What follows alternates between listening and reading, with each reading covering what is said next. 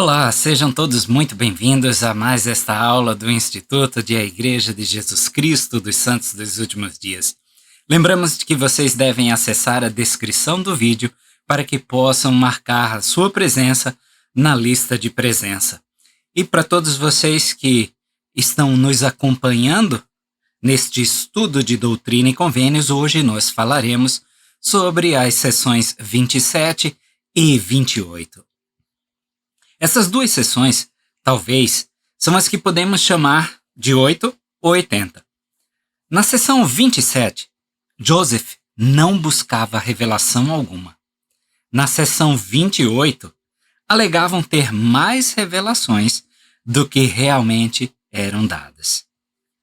No Evangelho, tudo é equilíbrio, nem 8, nem 80. Corremos um grande risco se caminharmos para estes extremos. De um lado, zero revelação. Do outro, achar que cada pensamento nosso é revelação de Deus.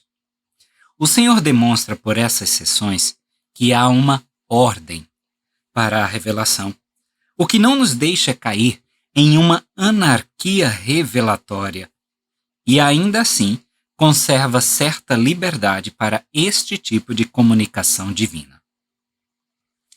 Como breve panorama histórico para a sessão 27, Joseph estava saindo para comprar vinho para uma reunião sacramental íntima, onde haveria a confirmação da esposa de Neil Knight e da própria Emma Smith, que havia sido batizada, mas, por perseguição, à época, não pôde ser confirmada.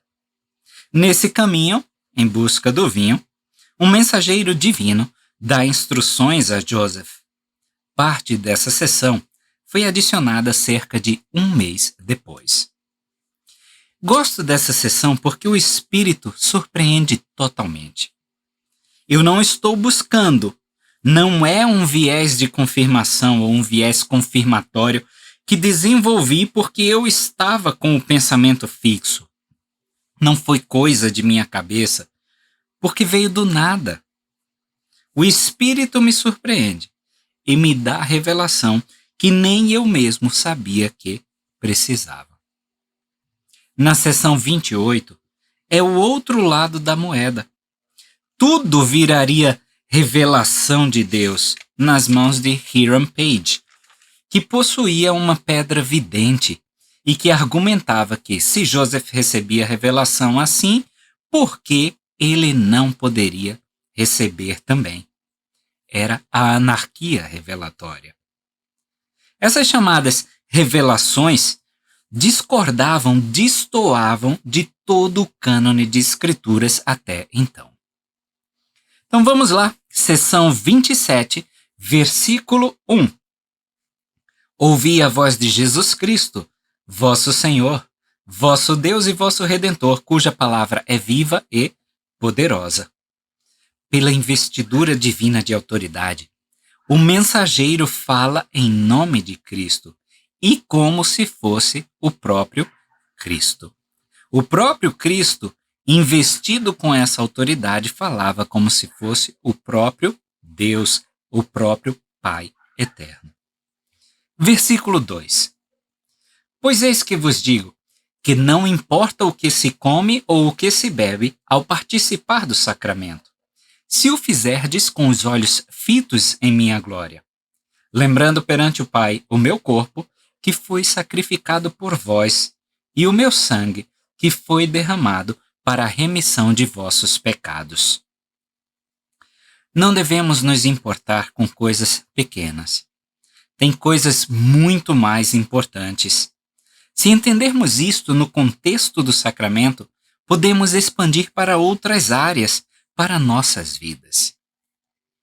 Vejam que não importa o que se come ou se bebe, desde que seja feito com os olhos fitos na glória de Deus. Por isso que não é válido aquele pensamento, se não importa o que eu como ou o que eu bebo, nós poderíamos fazer o sacramento com pão de queijo e refrigerante. Quando penso assim, meus olhos não estão fitos na glória do Pai. Estão fitos em mim, na minha satisfação, no meu prazer, então eu estou interferindo com a segunda parte, que é lembrar perante o Pai o corpo de Cristo e seu sangue derramado. O que se come ou o que se bebe não é o importante. Cristo é o importante e, definitivamente, pão de queijo e refrigerante desviariam meu foco. Eu estaria mais focado em pegar o maior pedaço de pão de queijo e o copinho mais cheio de refrigerante possível, ao invés de focar no sacrifício de Cristo. Esses símbolos do sacramento também me lembram do amor de Deus. E aqui eu cito João, no Novo Testamento, capítulo 3, versículo 16, uma escritura famosa e que diz o seguinte: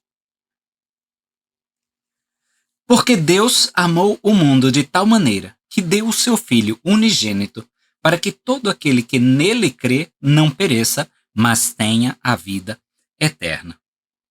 E Cristo, ele frisa este amor do Pai Celestial ao dizer que lembramos perante o Pai. Ele concedeu seu Filho, por tal amor que sentia por nós.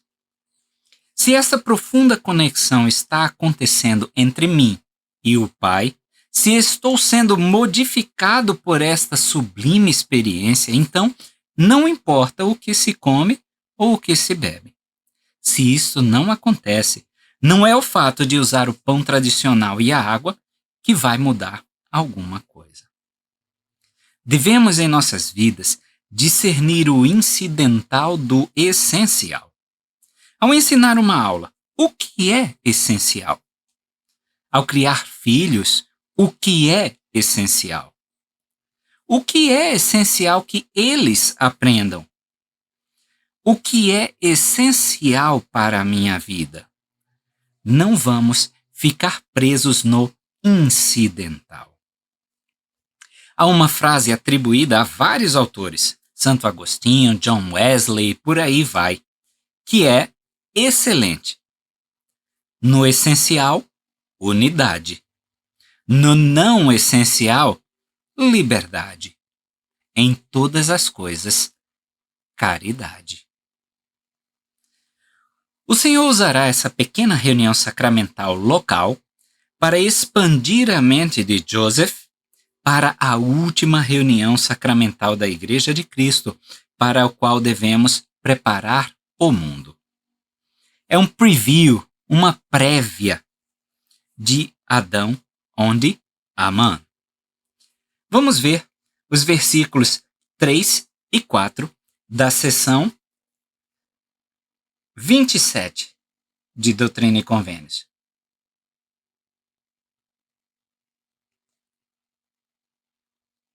Portanto, um mandamento vos dou, que não compreis vinho nem bebida forte de vossos inimigos. Portanto, nenhum tomareis, a não ser que seja novo, feito por vós, sim, neste reino de meu Pai, que será edificado na terra. Essa história de vinho novo me faz lembrar diversas passagens bíblicas. Vamos ver 1 Coríntios, capítulo 5, versículos 7 e 8. 1 Coríntios, capítulo 5, versículos 7 e 8. Limpai, pois, o fermento velho para que sejais uma nova massa, assim como sois sem fermento, porque Cristo, nossa Páscoa, foi sacrificado por nós. Pelo que façamos a festa não com fermento velho, nem com o fermento da maldade e da malícia, mas com os pães ázimos da sinceridade e da verdade. Essa passagem fala de se livrar do fermento velho, porque somos massa nova. Será que não teria um pouco disso quando Jesus pede que usemos vinho novo, feito neste reino que o Pai edificou? Sobre o fermento, As massas novas eram fermentadas por um pouco da massa velha. Não era só ir no mercado e comprar fermento, como hoje nós fazemos. Então, talvez Cristo ensinava que nenhuma destas práticas antigas, corrompidas, seriam incorporadas na massa nova, no vinho novo, na igreja restaurada. Vale um minutinho de seu pensamento ao respeito. Versículo 5. De Doutrina e Convênios 27. Eis que nisto há sabedoria. Portanto, não vos maravilheis, porque virá a hora em que, na terra, beberei do fruto da vide convosco e com Moroni, a quem enviei para vos revelar o livro de Mórmon, que contém a plenitude do meu evangelho eterno, e a quem confiei as chaves do registro da vara de Efraim. A última ceia é assim chamada por ter sido a última refeição de Cristo com os apóstolos, mas também por ser a última vez que ele partilhou do sacramento. Ele é o princípio e o fim. Ele então ressalta que, novamente, partilhará do sacramento no reino dele. Será uma reunião sacramental escatológica ou, em outras palavras, do fim dos tempos. Essa será a última ceia de verdade. Cristo descerá entre os 144 mil de todas as tribos reunidas em Adão, onde Amã, para esta última reunião sacramental. Como eu entro nessa reunião? Esse número é literal ou simbólico? A maior parte do resto desta sessão, desta revelação, fala sobre a lista de convidados para o evento. Nós reconhecemos cada nome que aparece, mas o que é interessante é que esses nomes que aparecem possuem certas chaves do sacerdócio. Então eu vou pedir que vocês possam acompanhar esta tabela que preparei para vocês.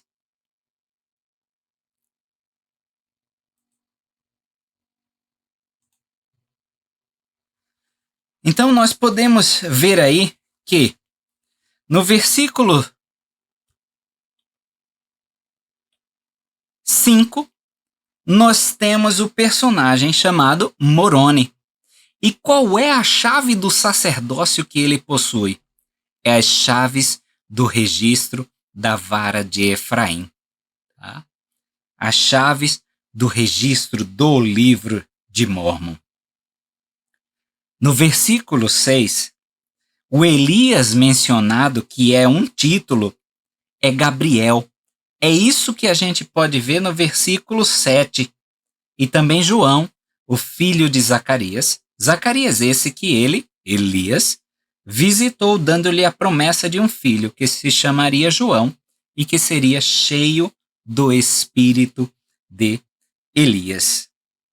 Ele é o anjo que diz a Zacarias que ele terá um filho, de acordo com Lucas 1. E o interessante é que ele anuncia que o filho prometido a Zacarias seria também um Elias. Então esse Elias possui a chave para restaurar todas as coisas. João Batista possui a chave do ministério de anjos, do evangelho do arrependimento e do batismo por imersão para a remissão dos pecados.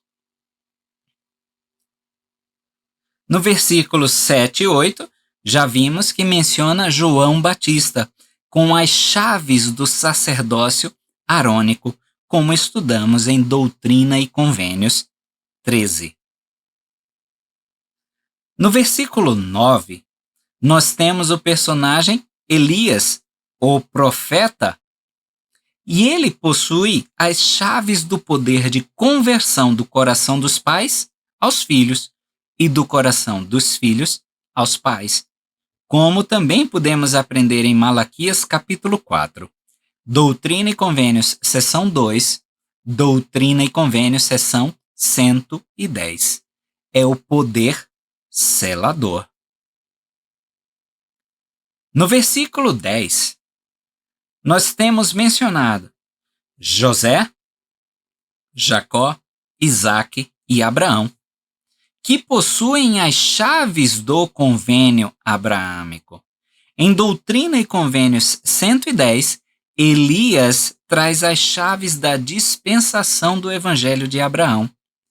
O convênio abraâmico funciona como uma espécie de guarda-chuva, com todas as outras bênçãos sob este convênio maior.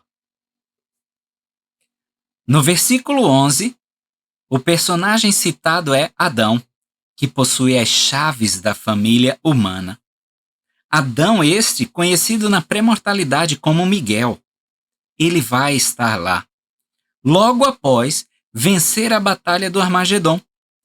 Ele terá as chaves do poço sem fim, onde Satanás será lançado para ser aprisionado pelos próximos 1000 anos, e o reinado do milênio começará. Aprendemos na sessão 107 que ao fim de sua vida mortal, ao fim da vida mortal de Adão, ele estava lá, reunindo sua posteridade. É como um déjà vu para Adão, só que com uma posteridade agora bem maior. Versículos 12 e 13 mencionam Pedro, Tiago e João. As chaves que eles possuem são as chaves de vosso ministério, chaves de meu reino. Pedro recebe estas chaves em Mateus 16, 19. Um capítulo depois, no 17, a transfiguração, onde Moisés, Elias o profeta, aparecem para conceder chaves a Pedro, Tiago e João. Uma cadeia que foi quebrada na apostasia teve que ser forjada novamente na restauração. Assim, vimos com João Batista e a presidência antiga, Pedro, Tiago e João, retornando com suas chaves e concedendo-as a Joseph. Versículo 14 da seção 27. E também com todos os que, do mundo, o Pai me deu. Então não são só os 144 mil que participarão dessa reunião sacramental. Todos os que o Pai deu a Cristo. E eu estou me esforçando para estar lá? Eu estou fora deste mundo? Sim, por conta das chaves que esses possuíam e nos foram restauradas hoje. A chave do batismo me tira do reino celestial. As chaves de ligar na terra e ligar nos céus. A chave do livro de Mórmon. Essas que me fazem superar este mundo. Eles foram convidados por possuir essas chaves. E nós somos convidados por nos aproveitar dessas chaves e nos permitir que essas chaves operem em nós. Quando somos convidados para um evento, certamente nos preocupamos com o dress code ou o traje a ser vestido. Esporte fino, social, smoking. E para este evento, o que eu devo vestir? O dress code para esta ocasião é a armadura de Deus. Vimos em Efésios 6. E eu vou deixar um cardzinho aqui em cima para quem quiser um pouco mais sobre essa armadura mencionada por Paulo. Em 1830 e hoje, essa armadura não saiu de moda, como vemos no versículo 15.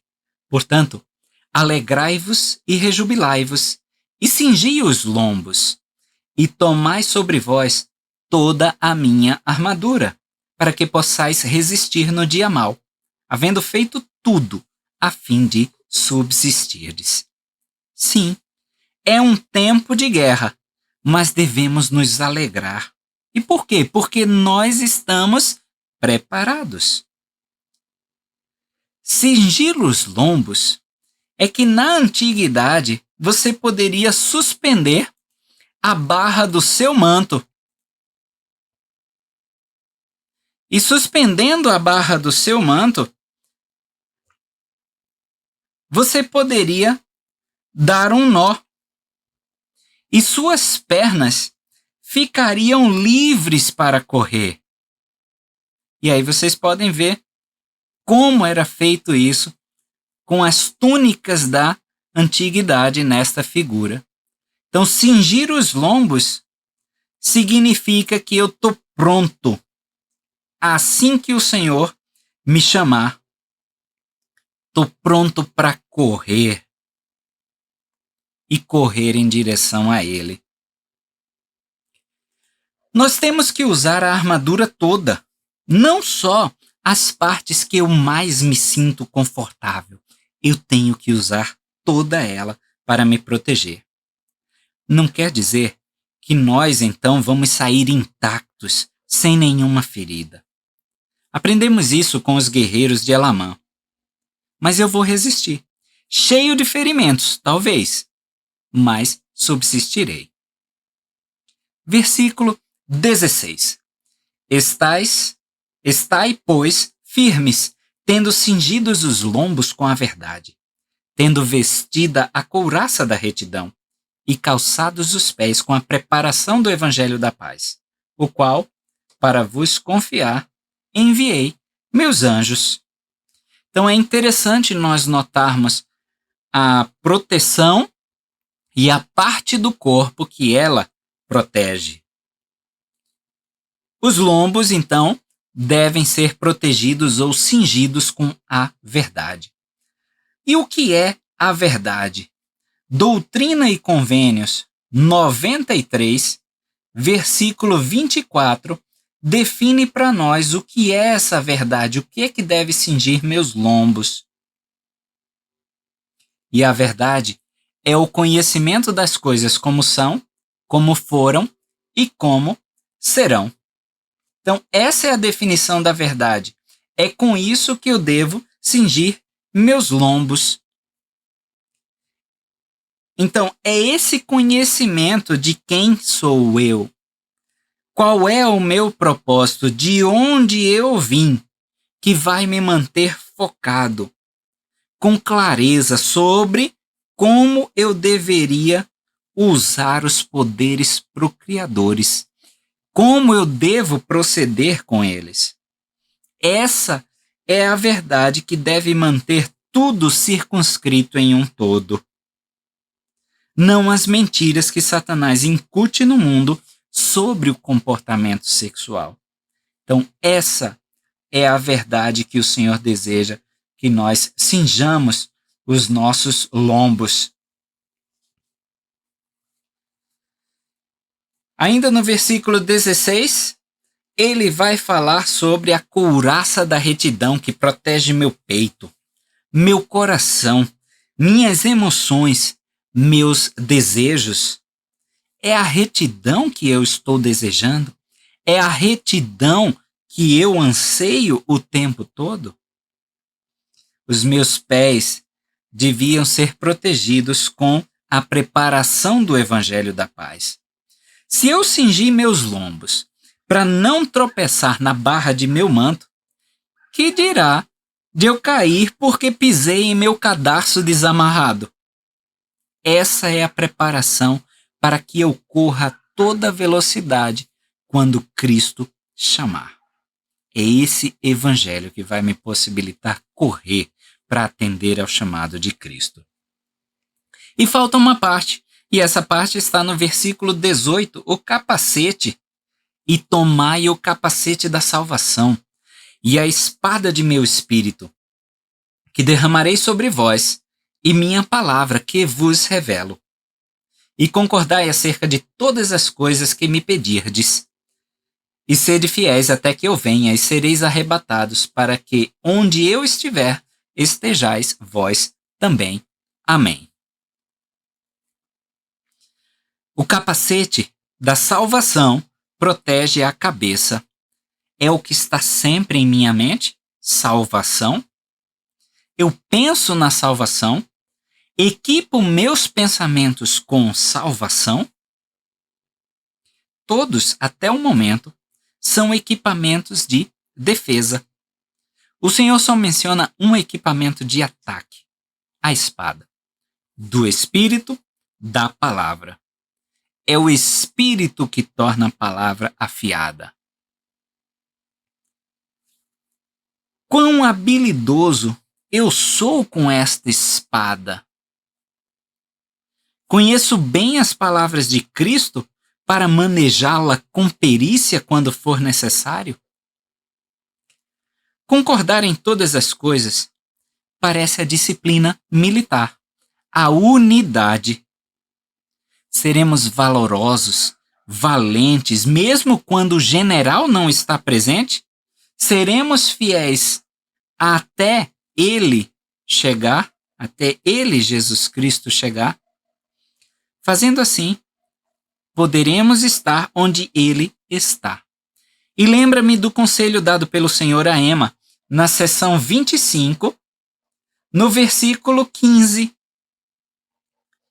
Guarda meus mandamentos continuamente e receberás uma coroa de retidão. E, a não ser que faças isso, onde estou não poderás vir.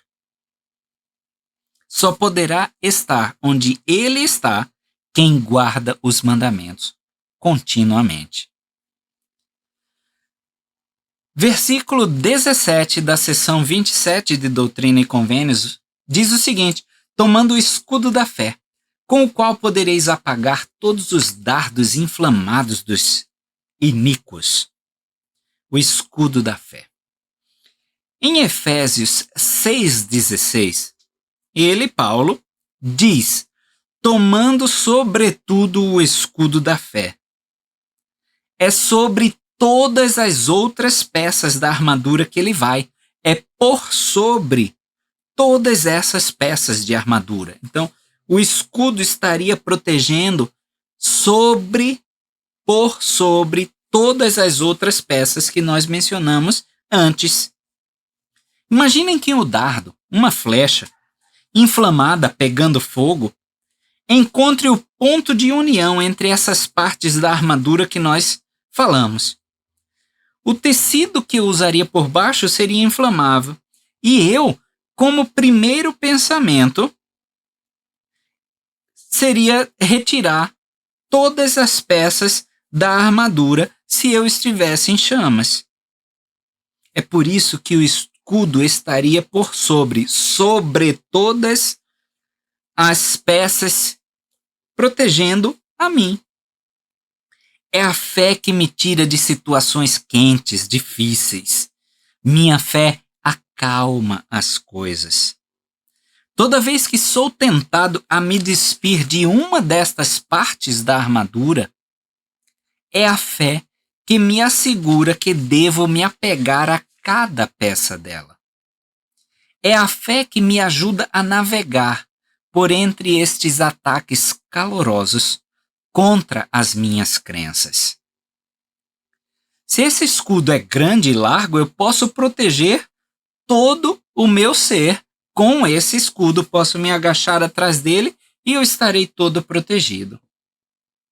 E parece que o adversário começa a nos atacar com proposições específicas. Aquele ataque bem direcionado à salvação e à verdade. A salvação e a verdade, aos lombos. Assuntos bem específicos. E aí, nos defendemos com o escudo da fé. Olha, não tenho a resposta, mas eu tenho fé que essas coisas são verdadeiras. Eu acredito nisso. E aí, o adversário vê que não nos atinge, ele muda de tática, de proposições específicas. Ele faz ataques epistemológicos, bem amplos, bem gerais. Como é que você sabe disso? Esse ataque epistemológico ataca a fé, não só um ponto específico de sua fé. Os ataques do adversário hoje são sobre a nossa fé em geral. O alvo é o próprio escudo. Como você sabe? Não é um viés de confirmação? Você só sente estas coisas porque disseram que você deveria sentir estas coisas. Então, se não tem essa coisa de espírito, não há base para a sua fé. E se essas coisas não são somente uma espiritualidade autoinduzida? Se isso tudo é só psicologia e zero espírito? Nós começamos a nos sentir envergonhados deste escudo grande e pesado que a gente sai arrastando por aí. A gente começa a se sentir uns covardes por estarmos nos escondendo sempre atrás desse escudo. E o adversário sabe disso. E só espera deixarmos este escudo de lado. E é aí que vem a saraivada de dardos inflamados. Aí estamos totalmente vulneráveis aos ataques de proposições específicas. Tenha fé na fé. Não largue esse escudo. Temos que subsistir ao Armagedon para chegar a Adão onde Amã. Só fazendo um parênteses aqui, Adão onde Amã é o nome de um lugar perto de onde Adão, o primeiro homem, viveu com sua esposa, Eva, por algum tempo. Isso foi pouco depois de terem sido expulsos do Jardim do Éden. 3 anos antes dele morrer, Adão reuniu todos os seus descendentes dignos, os dignos de sua posteridade, e a abençoou. Nos últimos dias, Adão retornará como um ser ressurreto a este local, no norte do estado do Missouri, nos Estados Unidos da América. E quando eu estou todo equipado, qual é o meu chamado para a batalha? Eu queria, antes de introduzir esse ponto, dar um exemplo comparando com o esporte. Em todo esporte disputado por uma equipe, tem um cara chamado Glue Guy, que numa tradução literal significa o cara da cola. Glue, cola, guy, cara. É aquele que não se preocupa com suas estatísticas pessoais, mas é focado no desempenho de todo o time. Talvez ele não seja o artilheiro ou o maior marcador. Talvez nem esteja em campo ou em quadra, mas é aquele que mantém todo o time junto, coeso. No versículo 13 está descrito o Glue Guy. Versículo 13. A quem confiei as chaves de meu reino e uma dispensação do evangelho para os últimos tempos, e para a plenitude dos tempos, quando reunirei em uma todas as coisas, tanto as que estão no céu como as que estão na terra. O que é uma dispensação? Vamos imaginar um dispenser de sabonete na pia do banheiro. Aquele sabão líquido, né? Aquele sabonete líquido, aquele dispenser. Aquele objeto dispensa uma dispensação de sabão. O que é um dispenser, então, de evangelho? O mundo se tornou sujo com a apostasia. O Senhor chama um cabeça de dispensação e dispensa o evangelho por todo lugar. Então ele dispensa uma dispensação do evangelho para todos os lugares, para poder limpar essa sujeira. Adão foi um desses dispensers, desse cabeça da dispensação. Enoque foi outro. Noé, Abraão, Moisés, Jesus, com a dispensação do meridiano dos tempos. Joseph Smith, a dispensação da plenitude dos tempos. Então, qual é a nossa ordem de marchar nessa disposição final? Coligar. Por isso o presidente Nelson é tão enfático sobre coligar. Não só pessoas. Coligamos escrituras Coligamos verdades, coligamos doutrinas, coligamos experiências. Esse é nosso trabalho. Coligar tudo. Eu preciso reconhecer todas as verdades e juntar, coligar tudo em Cristo.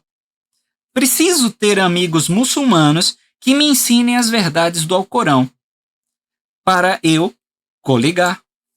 Preciso ter amigos judeus que entendam o hebraico muito melhor que eu, para coligar as verdades do Velho Testamento. Preciso de amigos metodistas, batistas, presbiterianos, adventistas, católicos, que entendam coisas das Escrituras que talvez eu tenha perdido. Preciso de amigos de outras raças, para que eu entenda diferentes experiências e eu estabeleça melhor a irmandade entre os filhos de Deus. Preciso de mais amigos na comunidade LGBTQIA+, para que eu possa entender suas experiências, para que eu possa ser mais semelhante a Cristo, enquanto tento equilibrar castidade e caridade. Entendem o que eu estou querendo dizer? Vamos ler Efésios, capítulo 1, versículo 10. Efésios, capítulo 1, versículo 10.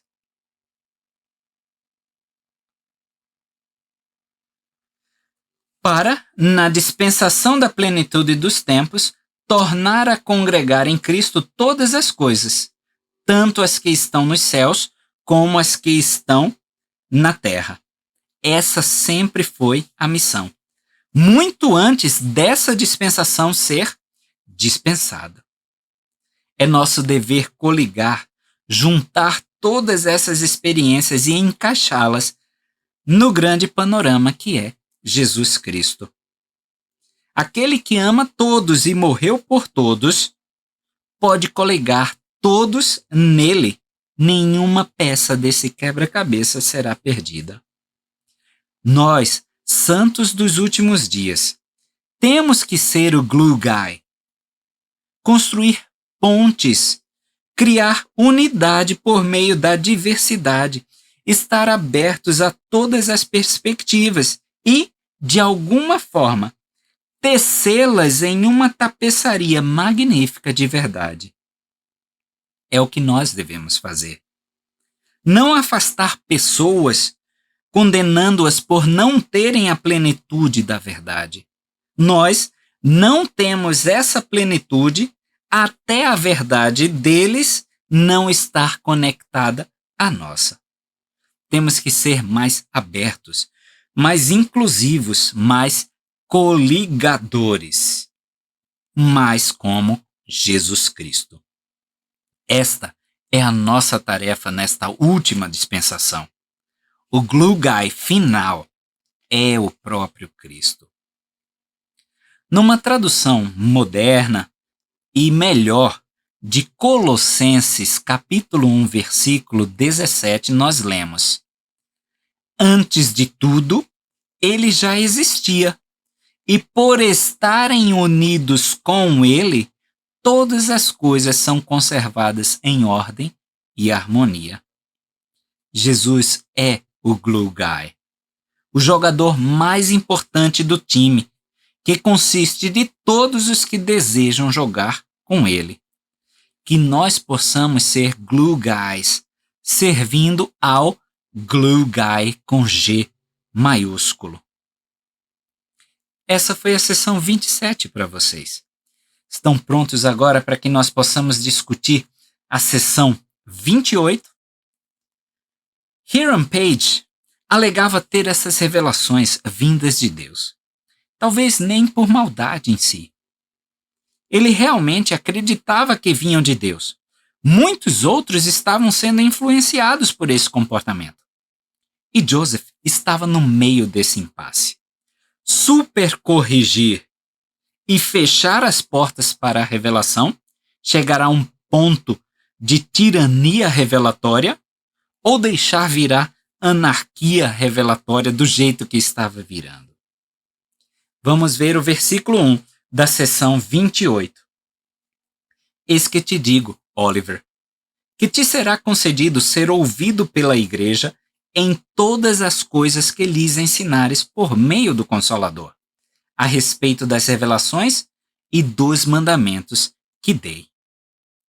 O Senhor nem estava mirando em Hiram, mas em Oliver, que era superior hierarquicamente a Hiram, e estava seguindo. Seria uma dádiva a Oliver desde que fosse ensinado pelo Espírito. Isso viria de Deus, não de outras fontes. Deus guiaria através do Consolador a falar por meio de revelação a respeito dos mandamentos e revelações canonizadas. Esse era o guia, em conformidade com as Escrituras. Se eu tiver que torcer as Escrituras para caber a minha revelação, podemos ter certeza que isso não veio nunca de Deus. Reparem que Cristo não chegou de sola em Oliver, por ter sido deixado levar por Hiram. Ao invés disso, ele diz: Oliver, você é fantástico. Eu quero que toda a igreja te ouça. Mas, versículos 2 e 3 da seção 28.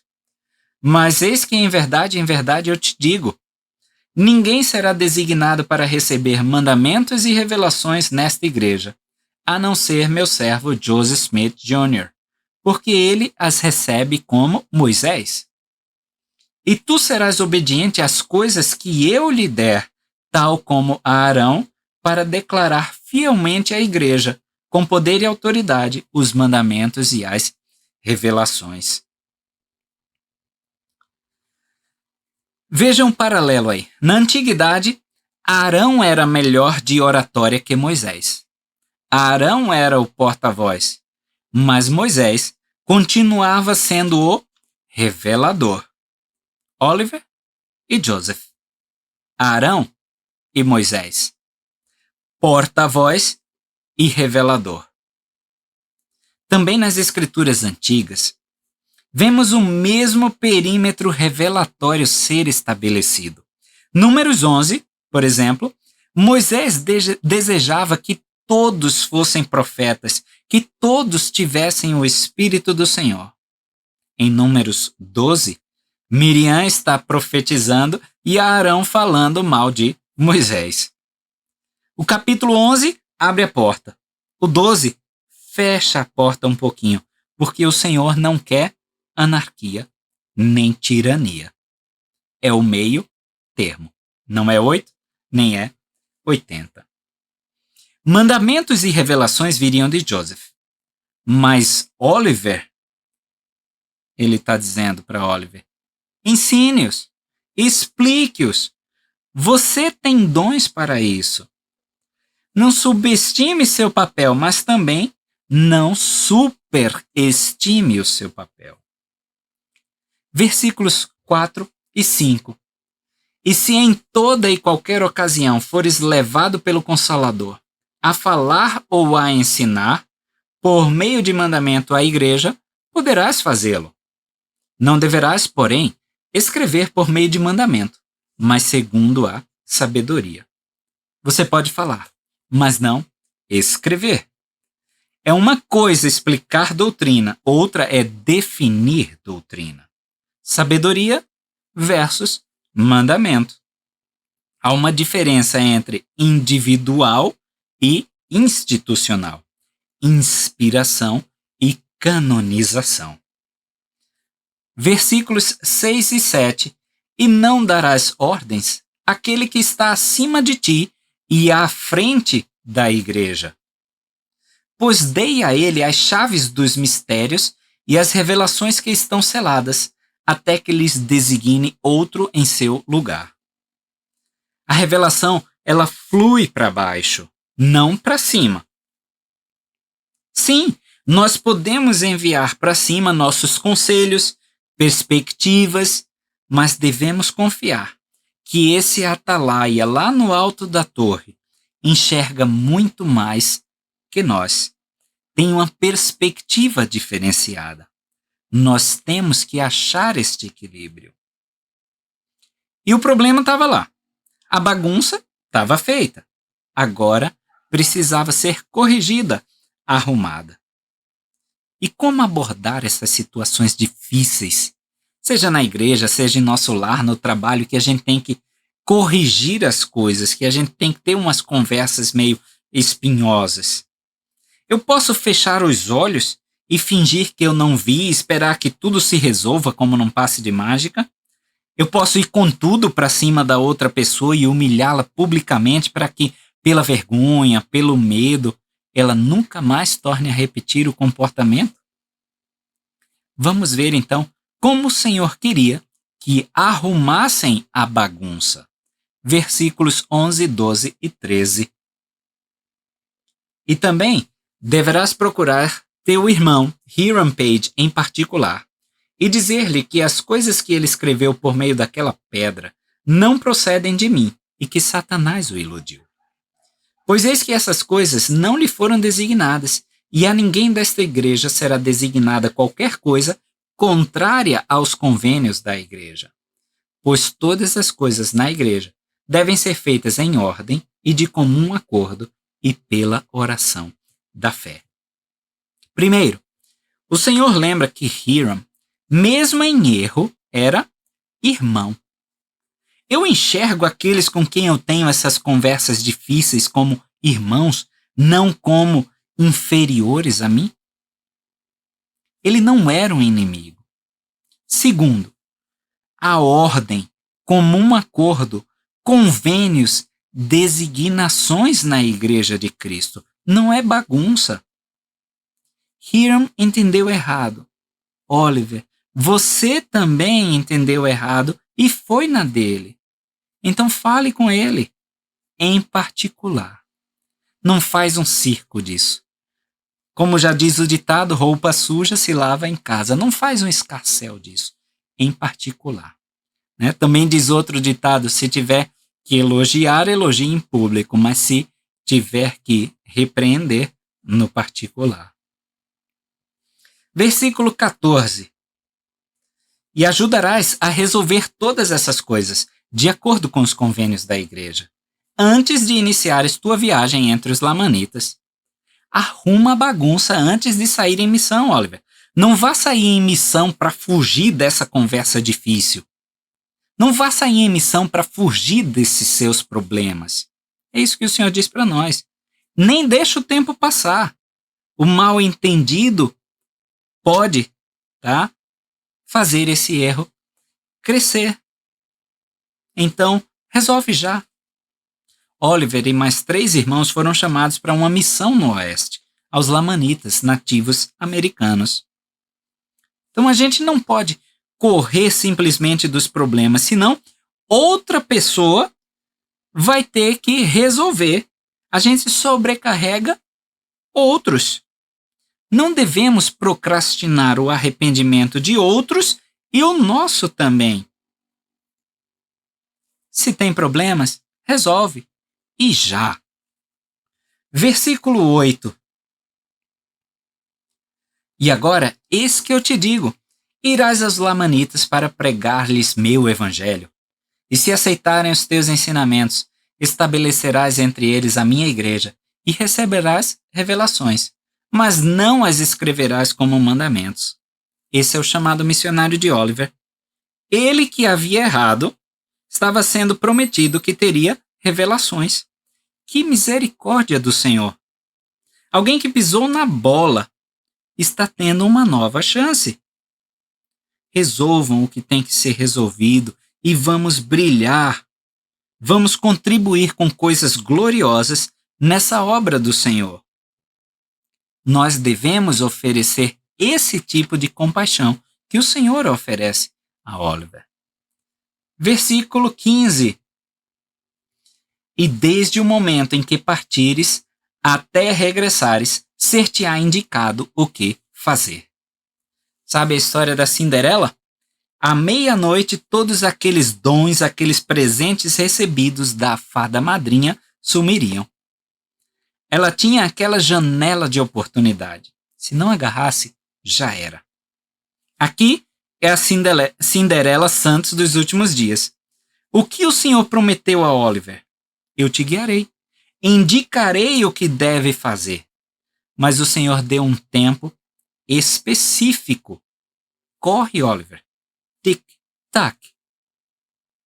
Certos direitos, promessas feitas a nós, duram enquanto temos aquele chamado específico. Aquela bênção estava ligada ao chamado, não a você. Como exemplo, temos o chamado e bênçãos dos missionários, o chamado e bênçãos de um bispo. Senti bastante quando eu fui desobrigado como presidente de ramo.